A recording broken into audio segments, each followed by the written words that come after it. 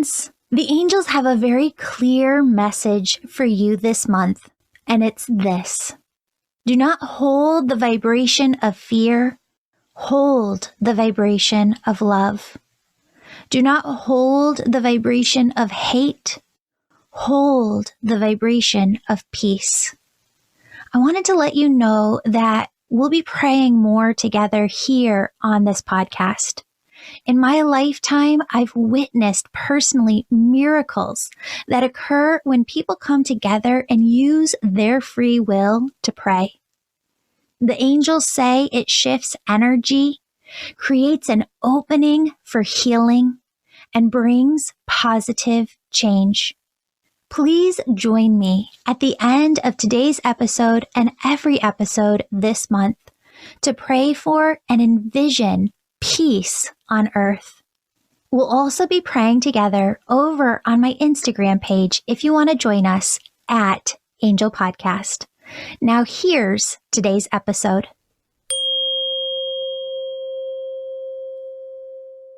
Hello, beautiful souls. Welcome back to the Angels and Awakening podcast. I'm your host and author, Julie Jancius, and today we are here with a healer on my Angel Wellness Center team. Her name is Cheryl Harris. No relation, even though my last name used to be Harris. And you know what? We always forget to say this at the end, but you can book a session with Cheryl. So really quick background information. We were on a call this morning and she was talking about some very, very powerful information when it comes to grief and processing a loved one's passing. And I said, well, do you have time today? I have this one window from 12 to 1. Can you hop on? And she's like, sure, I can make it. So that's why we're here today with you now. I'm going to let Cheryl kind of give you the background information of her loss that she just experienced and how it ties into her processing past losses that she's experienced. Cheryl, welcome to the show. I wish it was under better circumstances. Hi, Julie. Thank you. Thank you very much. I really appreciate that. So as Julie mentioned, we had my great aunt was living with us for the last 3 years. She was 81 years old when she passed. She passed this last Tuesday. She chose to pass at home. She had gotten sick just before the holidays and went into the hospital, and they discovered she had had a heart attack and that she was in severe kidney failure as well, and then developed sepsis and everything. And then with COVID and everything, it was difficult to put her in a nursing home because not a lot of nursing homes out there had beds. And given the choice, she preferred to come home anyway, because I think she knew it was getting close to the end. All her siblings had passed. She had no other family other than us. So she knew, and she would say, you're my only family.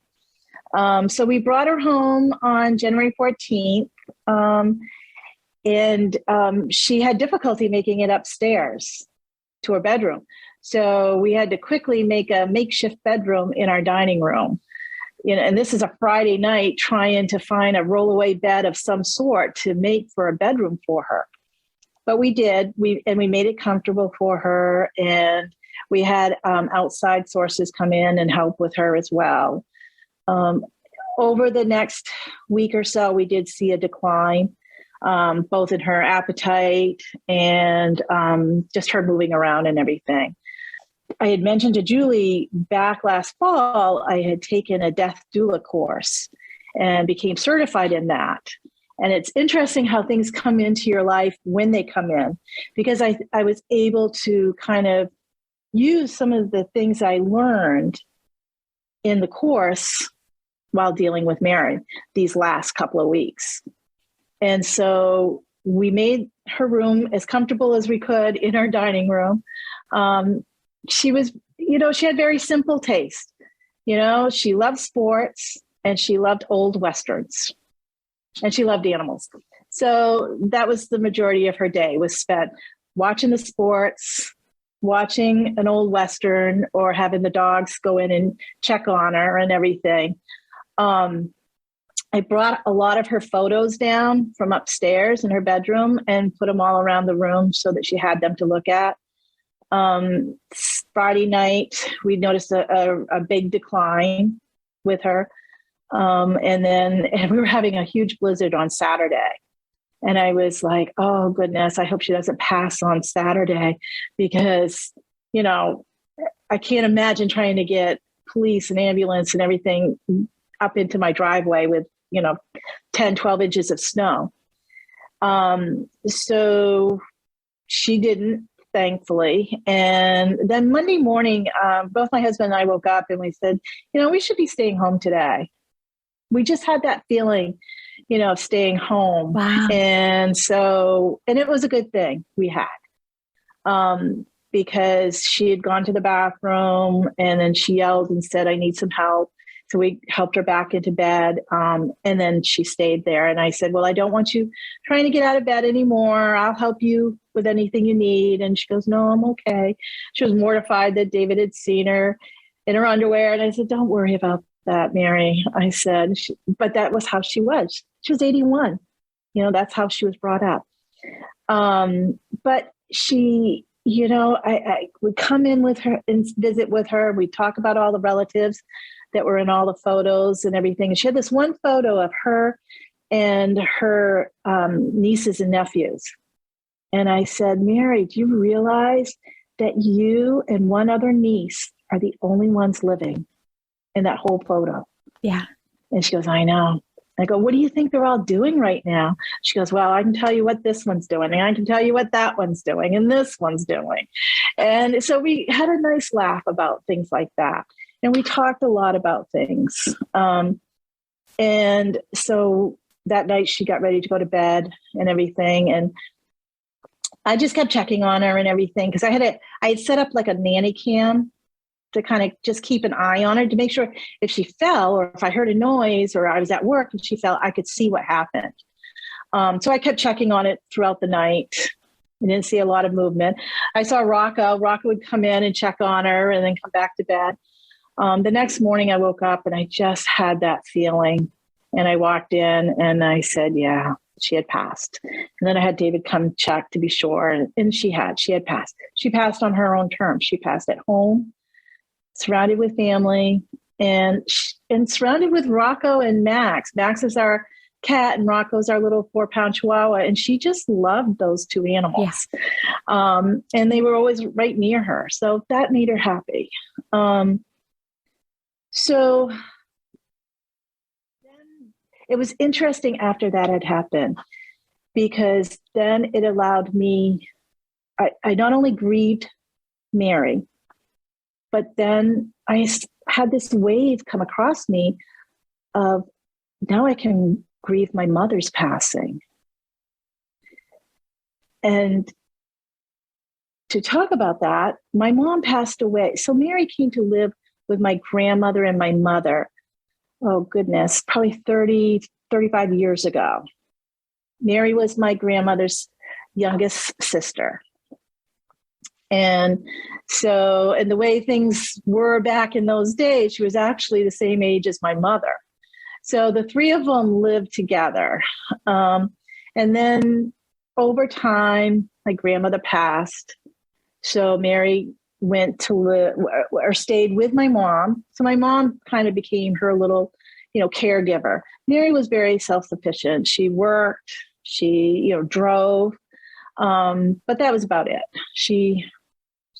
That was her limits right there.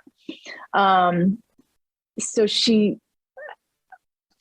how can I put this? Over time, my mom was really nice, but there were times when my mom could be a real bitch. And I'll be blunt. And, and I'd always wonder, why is she being so bitchy? And I never really could figure it out. But when my mom passed, Mary came to live with us because she had no other family. And so, here's this 81-year-old woman coming to live with me. She's not my mother. And I've just now transitioned through my mother's illness and dealing with her death and closing up her estate. She's now come to live with us in our home. We've had to do some modifications to have her live with us. And having Mary live with you is almost like having a teenager live with you. So I never felt like I could truly grieve my mother's death, because there was a little bit of me that was resentful that Mary was still here and my mom wasn't. And it just, and I just felt like I was constantly going, if I wasn't doing something during the day for my mother's estate, I felt like I was doing something to get things prepared for Mary and working and just back and forth. And then, as everyone knows the story, 6 months later, Kim passes away. And so here again, my mother's grieving gets pushed a little bit further back. So that one, I really grieved and everything. I grieved that, and I still grieve that to this day. And it's been almost 3 years. So like I said, over the course of the last 3 years that Mary's lived with us, there were times, I will admit, that it was fun to have her around. I mean, she was my last female blood relative. And then there were other times where I was like, oh, please, I just want my life to go back to what it used to be. And when she passed, I just want to scoop back a little bit about why I called my mother, when I said my mother can be bitchy, is I could see that then. I now took on that role that my mother had. And I know when my mother would get bitchy, why she would do that. And it was out of frustration at times. And I think, and looking back on that now, I really have a lot more empathy for my mom during those periods. Instead of looking back on, what a witch. But she wasn't. She was just, it was her letting her steam off. Well, I've recognized and I've realized that, we all go through challenges. We all know that. But actually, one of my goals for myself this year is to stop any judgment, because judgment flows in. Judgment is one of those thoughts that it's not like you're sitting there no one's a bad person saying, I want to have these bad thoughts, right? Of another person. Right. But what spirit really came in when I was praying on 2022, they said, no judgments, 0 judgments. Because if you have not lived another's path, and none of us have lived one another's path, you can't truly know. So talk to me too about how you told me this morning, seeing this, understanding this perspective differently as you walked in your mom's shoes, you had some resentments too talk about that. I had resentments toward the fact that I felt like we couldn't go anywhere. We couldn't do anything without either including her or making sure she was accommodated. And that even came down to even going out to dinner. I mean, we didn't have date night, or just going on a trip or, everything, and toward the end of it, the last year or so, it was like whatever we cooked, we had to make sure that it was good for her palate as well. So, there was just total changes in our lifestyle. And she had some medical issues as well, that we weren't set up to take care of, but had to start taking care of that. So we were definitely pushed into a caregiver mode that we weren't prepared to take on. But for the one thing about Mary, and David loved this, he could sit down with her. They would talk about football. They'd talk about baseball, basketball. And if you ever wanted to know the weather, just go to Mary. She'd tell you what the weather was going to be. And she was right, or she'd give you the latest news. I mean, she was good that way. And, and she loved my grandchildren, and she was always thoughtful, always asking about everybody. And when we got Rocco, Rocco was actually born the day before Kim passed. And I had already had another Chihuahua from this breeder. And I had been working with this breeder in the springtime to get another like sibling for Bella. And so when Ruth found out that Kim had passed, she said, I have puppies born, due on this day. You have first pick of the litter. And she sent me pictures and everything. And it was on July 4th. And it was just too right to go with. So we did. We went and we chose little Rocco. Mary and Rocco just had a connection that was just too cute to watch. I mean, he constantly would go over to her, and you should have seen him. He'd come into her bedroom, and he, on his little tiny legs, he'd lift up and look over to see if she was doing okay. And the night we brought her home from the hospital, she sat down in the chair, and Rocco jumped up in the chair and was in her face, licking her and kissing her. And it was like watching like a little child on Christmas morning that you're just giving them a puppy. The two of them carrying on. That was so worth everything to see that. So I know that deep in my heart, bringing her home for her last few weeks here was the right thing to do.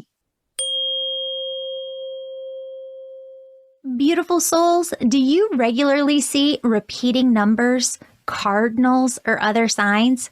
If so, your angels and loved ones on the other side are trying to tell you something. These signs aren't just a cute hello from the universe. These messages go deeper. These messages are about you, your life, your relationships, your purpose, and how God needs to work through you in this lifetime. Friends, we all go through moments where we question, am I doing this right? Am I on the right track? The thing is, our higher self knows the true answer. Our angels and loved ones in heaven do too. I've worked with the angels to channel the steps you can take to uncode your own personal messages and clearly hear answers from the other side. This workshop will give you your own unique way of communicating with your spirit team and leaning on them for support. After this workshop, you'll be able to integrate these steps into your life to clearly communicate with your angels daily. This workshop is on Saturday, March 26, 2022 at 10:30 a.m. Central Time. It's called Signs and Angel Numbers, a divine guide to clearly understanding your angels. If you're an angel member, this workshop is included in your membership. Non-members can register for this workshop on my website, theangelmedium.com. And if you're listening to this in the future, you can also check it out on the website as well.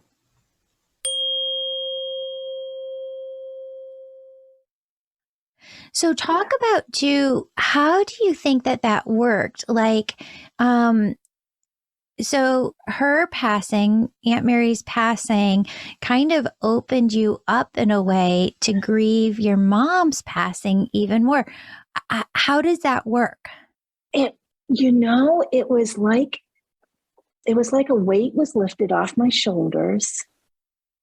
And suddenly my mom, like, I don't want to say she appeared in front of me because she's always been there for me and I've always felt her, but it was like she was there now. You felt her presence. Yeah. I felt her presence, and it was time now to sit there and grieve her and to give her my attention. Hindsight's 2020, Cheryl. So for other people listening who are like, yeah, Cheryl, you're spot on. I'm going through this too. What Spirit is saying is, some people think to themselves, well, am I wrong or am I bad for not grieving it this way or like I should be able to? But what Spirit's saying is there was no other way. Like this is how it had to unfold. Mm-hmm. Right. Exactly. Everyone has their own way of grieving. And, I don't know, maybe I was to take place and get Mary all prepared and settled in because they knew that I was going to be full of grief in 6 months, which I was. And I always used to say, I never got the chance to properly grieve my mother because I went right from, grieving my mother quickly, caregiver, and then right into grieving Kim. So what's coming to you now of like how you feel you need to grieve her or you are grieving mom now? I'm grieving her. It's like a peace. It's like a peace around her. It's like honoring her passing, and it's kind of hard to explain. It's not that I didn't honor her passing then, but it's just more peaceful now. Yeah. And more connection with her, and just more brightness around her. It's almost like it's her and I. It's like we're in this like light bubble, just her and I now. Whereas before it was just Kim and I. Yeah. And, but now it's my mom and I, and we can actually connect, and I can say to her, even though I said all the things before, how I felt, now I feel like I can say them, and I feel like deeply that they're being heard and received. Yeah. Does that make sense? It does, but it brings up more questions within me. Yeah. And hopefully my mom does not listen to this podcast. So you know how when some people are at funerals and they're like, I forget what the term is. What do they say? They're like, don't romance the dead, or like, don't make them out to be perfect because they weren't perfect. Right. How do you deal with that polarity within yourself when someone grieves? Because on one hand, you love them just as much as life itself, if not, more. And on the other hand, life was not perfect. Like, we are all imperfect beings, and we all have flaws, and we're all making mistakes. And everybody has that resting bitch face sometimes that you were talking about earlier. So, I think that there are a lot of people that I've talked with over the past who feel bad for, to your point, sometimes when like your aunt passed, it's, I don't want to say like a burden, but like a weight is lifted off of your energy field. And like it's not that you're happy that your aunt is gone, but it's just, it does change your energy. And then there's other times where, how do you honor the polarity when you love somebody so much and yet perhaps they were a pain in the ass? I totally get it. Well, like with my mom, I can now sit there and honor her feelings, honor her life, honor the different situations that she went through in her life, and respect that, and know now I can now walk in her shoes somewhat. Just like, with Kim, I know Kim wasn't perfect. I can respect that, and I can honor that. Yeah. And Mary, for all her faults, she never did anything to hurt anybody. Yeah. And I know, and I asked for about a week prior, I asked all the angels to come in, and I asked all of her loved ones to make her passing just as easy and peaceful and loving and greeting as could be for her. And I do miss her. I do. I quickly had to rechange my dining room because I couldn't come into the dining room until we turned it back into a dining room. Yeah. Because every time I walked in, I just felt it was her room. Wow, this is really like pulling so many questions out of me. You know how sometimes, I believe that all mothers, no matter who you are, have the ultimate fear within our egoic minds of what if something happens to my child one day. And it comes through for us differently. Maybe for some it's a thought, maybe for some it's an image. And I think that for a lot of moms, it can stop and make us feel like, remember, what is that Cradle song from like the 80s? Cats in the Cradle and the Silver Spoon? Yes. And where it talks about like the dad is like busy, busy, busy, and he doesn't have time for his kiddo. But then, you know, like by the end, his son is grown, sees what the father prioritized and prioritizes that way himself. And I think that there can be times where we think as mothers, like, well, then how do I savor every moment? But the fact of the matter is, like, my daughter is 10 and my mom says I was the exact same way, but like, she wants nothing to do with me anymore. Like, she wants to be with her friends and she wants to be going to this class and this class. And we get some time with her, but it's not a lot anymore. And she's only 10. Like, I didn't expect that. I expected that more like at age maybe like 14, but she's Little Miss Independent. And so how do you deal with that within yourself too? Because I mean, if you look back, you probably don't say to yourself, I couldn't have spent more time with Kim, because life is life. And life is life. Yeah. It's something you grapple with all the time. You know, you sit there and you think, you know, if I had done this situation differently, or, you know, maybe handled this way or that way. You know, I don't know if you remember this. I talked with you a little bit about it back just before the holidays. Kim has always come in my dreams, but it's kind of been like a drive-by dream. And then this one night prior to Christmas, I had this dream and it was so vivid. And she was next to me and we were watching her life. And it was like we were watching a movie of her life. And, you know, and right at the moment, and we were both crying.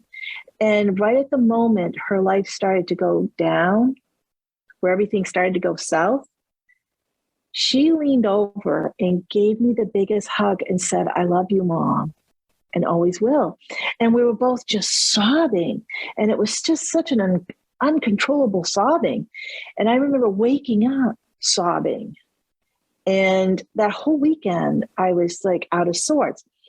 And I think that was truly one of the first times I ever had a real deep visitation in my dreams from her.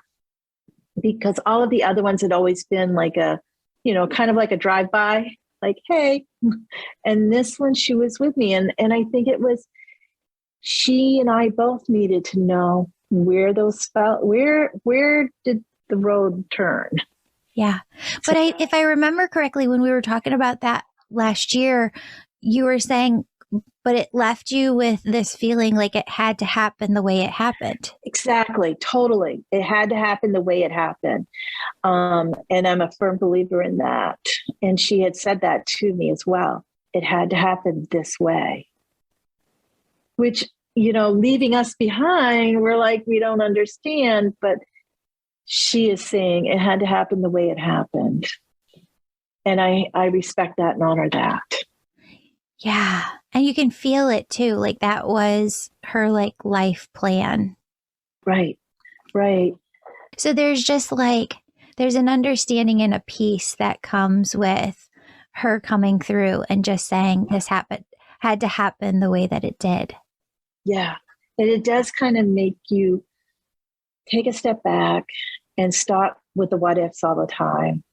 And just, it gives you the permission to move forward with your grief in a different way. Instead of grieving why all the time, it's just grieving differently with, I wish you were here. We would be doing this. Ah, that's so beautiful. Then that is like such a beautiful visual too, because grief doesn't disappear. Grief doesn't go away. The grief is your love between you and not being able to be physical with that, like with them here in the physical world anymore. And so you're always going to have grief, but I never thought of it of that perspective. Like the grief molds, the grief shifts, the grief changes. Yeah. Yeah, just like the weather, it changes with you in each way. And I know she's with me, and I constantly am talking with her, and I see the little signs where she pops up, and it could be a feather, it could be her song that comes on, because she does have a song that will come on every time I go into the cemetery, or if I'm just out and about, the song will come on, and I know that's Kim, and I'll say, "Hey Kim, how are you doing? Are you agreeing with this right now?" So, and it's interesting. I had a conversation with a woman not too long ago, and she said, "Well, how do I know my loved one is talking with me and not talking? And how do I know are they talking with the others too, even though they're talking with me?" And I said, "Of course they are. They're talking with everybody." I go, it's like God's love. God's everywhere. They're everywhere. If I thought Kim was just giving me her undivided attention and not giving it to Braden Hadley, I would feel so awful. But I know Kim is everywhere. And she's like, there's no time. Yeah. She's everywhere. It's so hard. Like, I love our conversations together. I learned so much from you, Cheryl. You're just such a powerful healer. People can book sessions with you. I'm going to put you on the spot with a couple of different things because you do a couple of different things and we work together. I think we should start putting your death doula piece up on the website too. If people want to have that as a service that you can provide. Because you can work with people remotely all across the world. And you have such grace when you work with people and you're so intuitive. And I have witnessed you work with clients where I know that when I say you're so powerful as a healer, you bring in and you intuit exactly what they need. And I know that you do that with people who are passing as well and families who are grieving. So I want to throw that out there. Cheryl is an amazing healer. You can go see her if you just want an energy session or if you want to connect with your angel messages, if you want to talk about grief and how that grief transforms and evolves over time, or your grief process. Even though she's not a grief counselor, she can talk to you that from the spiritual perspective. And also now, can we call it an end of life doula though? Yeah. I don't like that yes, either. I know. I know. Perfect. I don't know why they have that. Yeah. Well, and it was fascinating. It was like an angel story the other day. So I had a mom call. I'm doing these discovery calls now where because we have like that scammer person over on Instagram who keeps, and Instagram won't take them down. So if you get a message over on Instagram, I'm saying it over and over again so that you know it's not me. I will not reach out to you on Instagram. I'll reply to you if you, but I'm only at Angel Podcast. So I've been hopping on these discovery calls, and this angel story goes like this. Mom hopped on. And she said, I really want to go through the Angel Reiki school because I really know that that's the best fit for me to be able to connect with my kiddo on the other side. And she said, but I keep having this feeling that I'm supposed to go through it with another parent who lost their kiddo too. And she said, do you have anything like that? Do you have, like, I know that you have a widows group together, but do you have a group for parents who've lost a child? And I was like, why don't we have this? We have to put this together. So I had a bunch of meetings that day, but Spirit goes right now. Go on Facebook, go on your angel member private group, go on the Facebook tribe group, and put it out there to everybody that you'll put this group together and people can just connect with one another like the widows group do. So I was like, I don't really want to do this. Like, I haven't even gotten ready. I'm in my robe. I just got back from working out. And they're like, please just do it now. You see how much my egoic mind talks with me, and I have to just Mm-hmm. like spirit. If any of you are like my angels, probably get so frustrated with me because they don't listen. Hello, that is all of us, right? Like that is all of us. And no, they don't get frustrated whatsoever. They just keep repeating themselves though, over and over again. So they're like, no, right now, please. So I go on both groups and I say, okay, here's the story. We'll put this group together. I did not realize how many parents are in our community who had lost a child. And I really feel so bad about that. I did not realize how many people there are. And so you're taking on this new piece of kind of maybe guiding people as they want to come together in this piece. And what I was thinking is you already run the small group in the angel membership.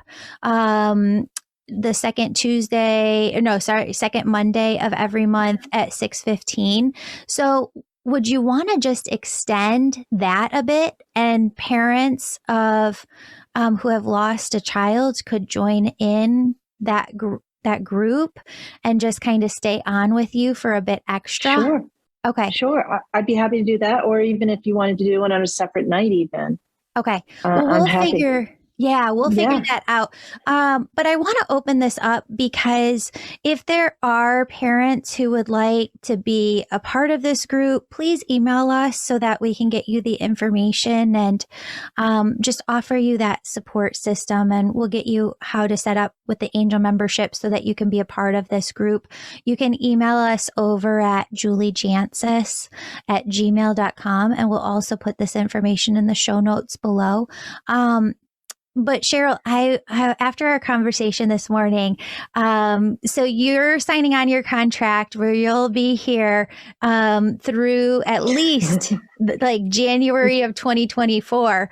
And I was like having all these ideas after our conversation.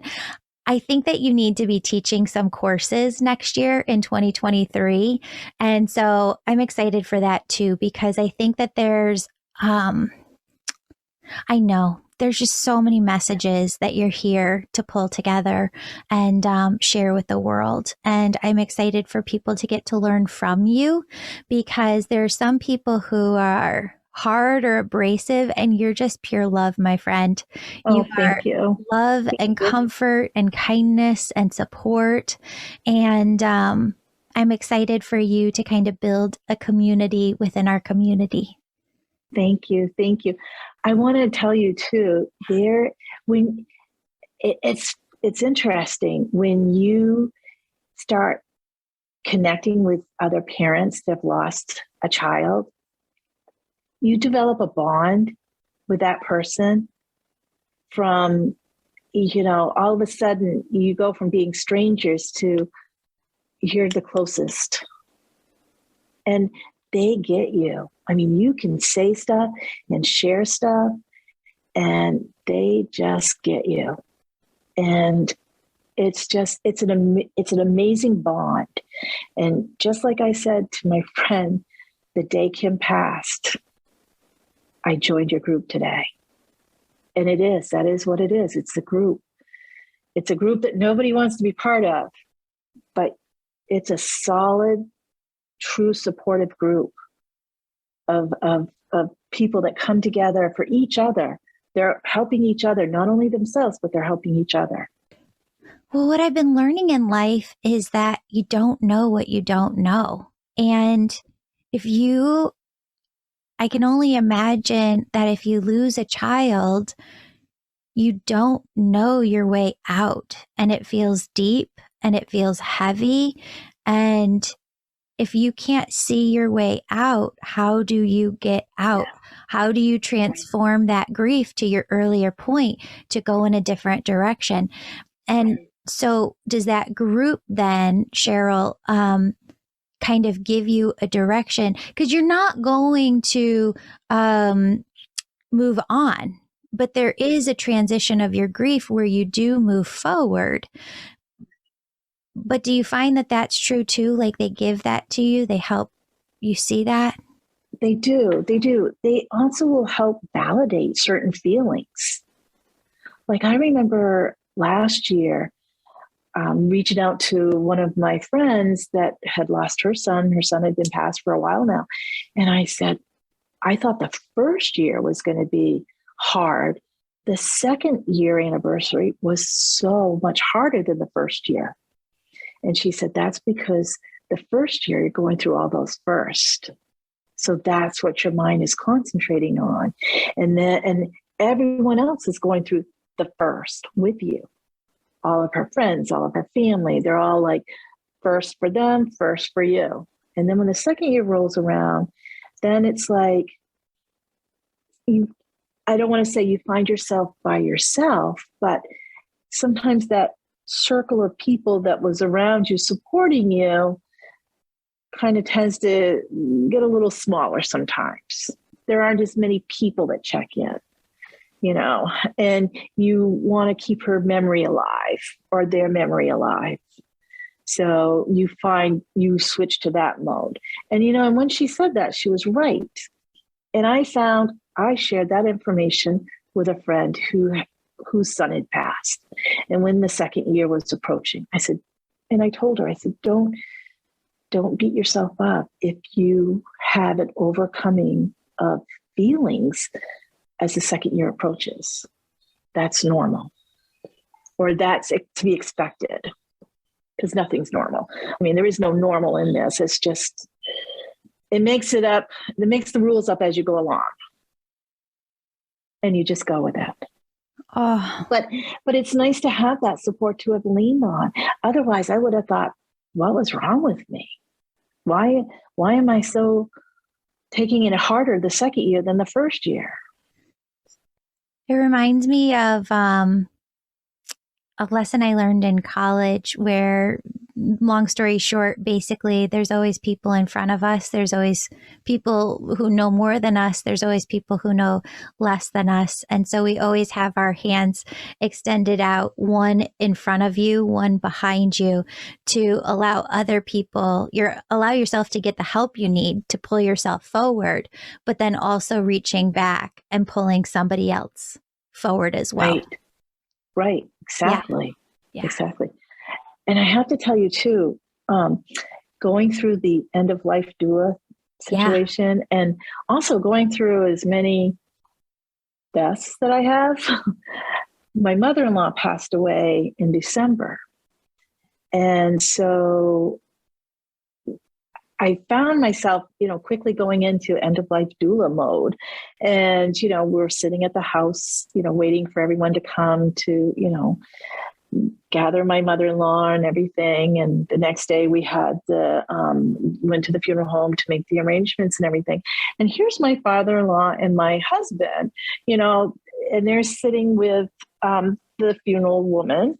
And she's appearing to be rather new at this. And so I'm more like a bystander in this. I'm more along as support. And so they're going through, and she's showing them all the different packages. And she says, okay, so this package, you have these 3 choices for urns. And I'm sitting there and I'm watching the two of them decide, well, which urn do you think? Well, that's not bad. Well, this is okay. And I'm like, no. I said, Jean loved roses. She loved flowers. I go, can we find her something with flowers on it? And I said, what about roses? And the funeral director is like, I don't think we have anything like that. And I go, I know you do. Keep looking. And because I just went through this 2 years ago. So I know there is such a thing out there. And so she kept moving around on the internet. And she finally found one. And it was a white one. It was all covered with pink roses on it. And I go, that's beautiful. And my father-in-law leaned over and he goes, that's perfect. Thank you. And he even came up to me the day of the funeral and said, Cheryl, this is a beautiful urn. Thank you for picking this out. And I said, well, it was Jean. And also when we were in the prep meeting, my sister-in-law is in a nursing home, and Jean had siblings in Canada. And with COVID and everything, it was hard to get everybody together for a funeral. And so they were, the three of them, meaning my father-in-law, my husband, and this funeral director, were going back and forth of what they were going to do. Were they going to videotape it? And they're going back and forth. And again, I go, excuse me.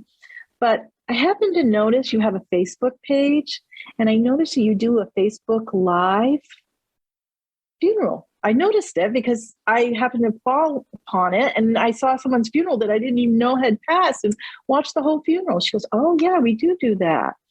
I'm like, well, let's do that. And so we set it up, and it was perfect because now it lives on Facebook. They can watch it whenever. So the day of the funeral, the woman was going around with the camera and everything and got the whole service and everything.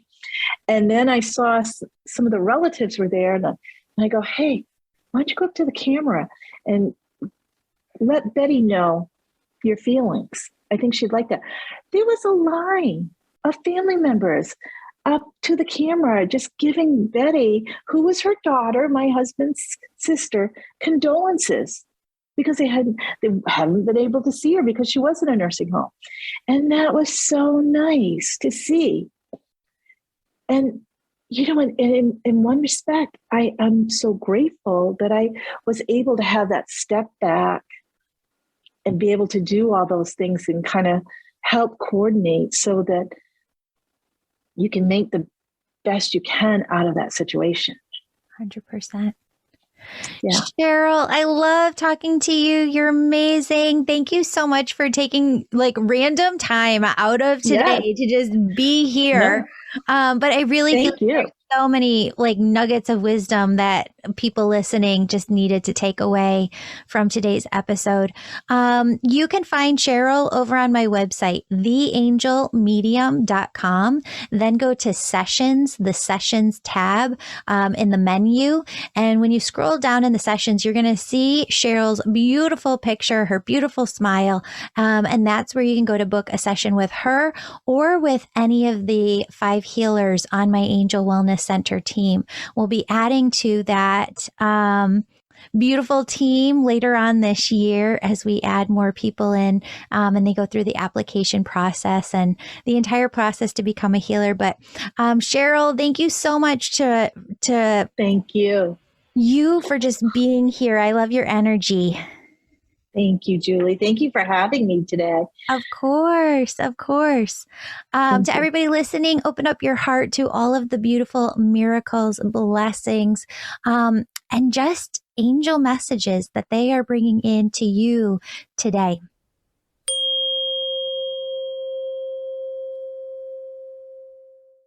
Beautiful souls, I just want us to take a moment and pray together. I want you to start by taking a deep breath in and a deep breath out. And I just want you to feel your crown chakra opening at the top of your head.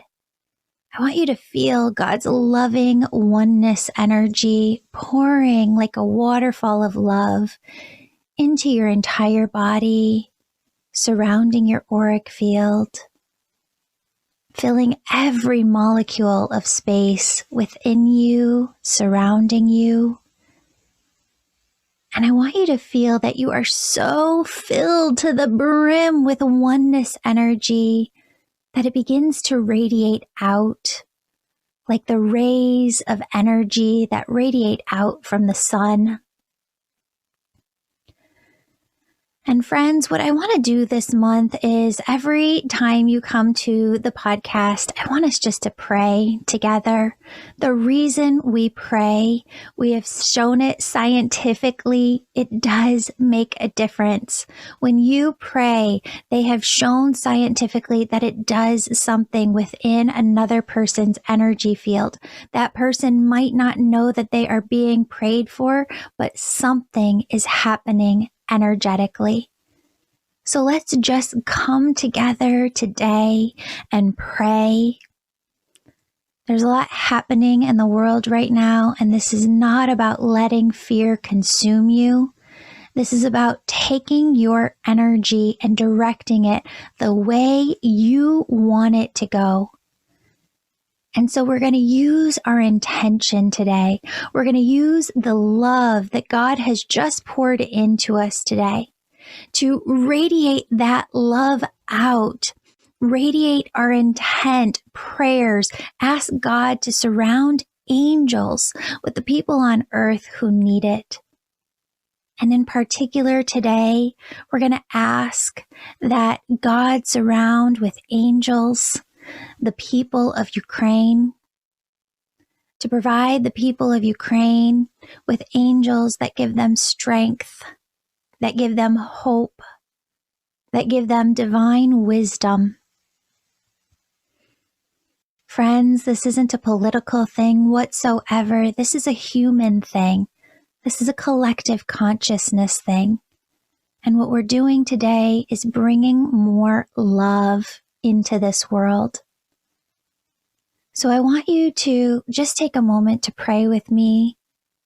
Dear God, universe source, we know that there are babies that should be in a NICU right now, special needs children who should be in an ICU hospital right now, who are not able to because of the conflict that is happening in Ukraine.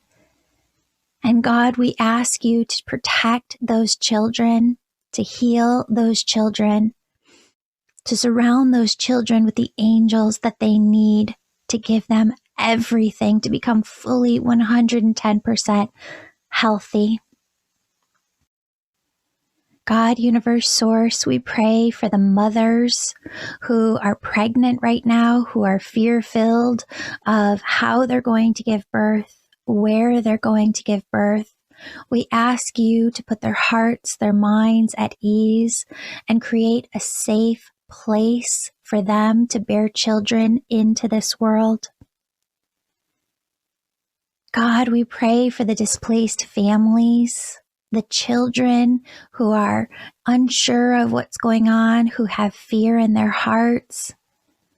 We pray for those children to be surrounded by angels of comfort, angels of love who fill them up so that they know they're not alone and they feel a semblance of safety, of security. We also pray for those displaced families, those who are left behind, those who are still fighting. God, we ask you to give them courage. We ask you to give them strength. We ask you to fill them with every single thing that it is that they need to get through this time in their life. God, universe source, we ask you to provide everyone in Ukraine with angels to surround them. God, universe source, we also pray for those who have lost somebody in this conflict,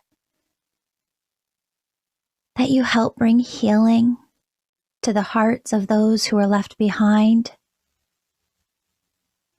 And friends, I just want you to take a moment to add in your own prayer right here, right now.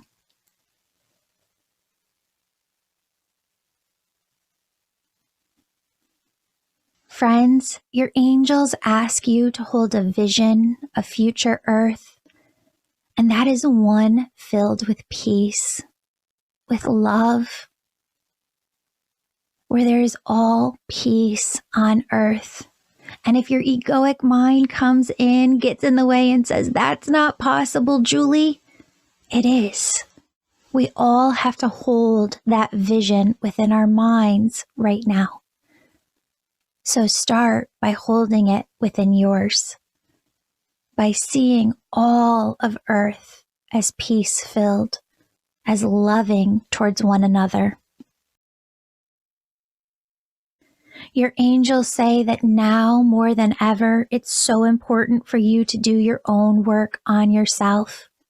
Because when you're spiritually healthy individually, it leads to us being spiritually healthy as a collective.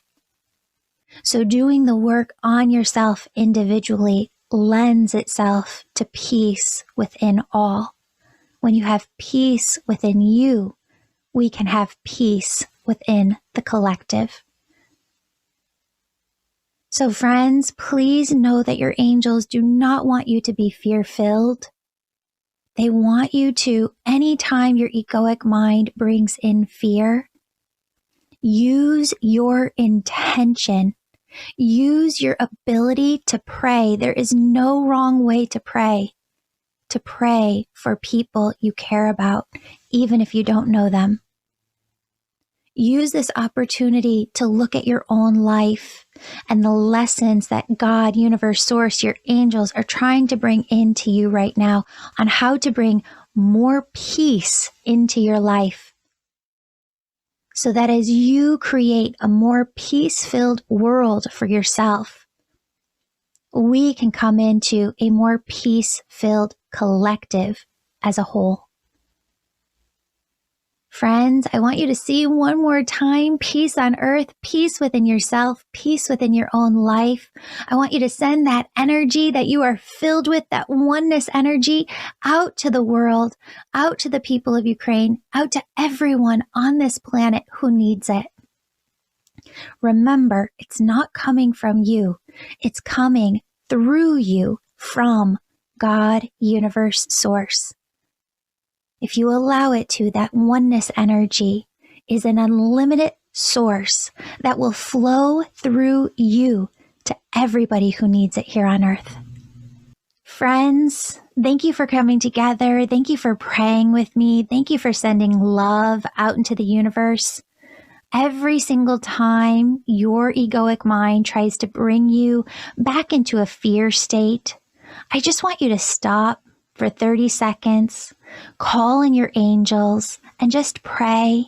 Just feel that oneness automatically radiating within your body and just send it out into the world to those who need it. Friends, I love you. Spirit loves you. Your angels, your loved ones on the other side, they are looking out for you. They're with you right here, right now. Open up your heart to miracles, to blessings, to this vision of peace filling this world. Bye, friends.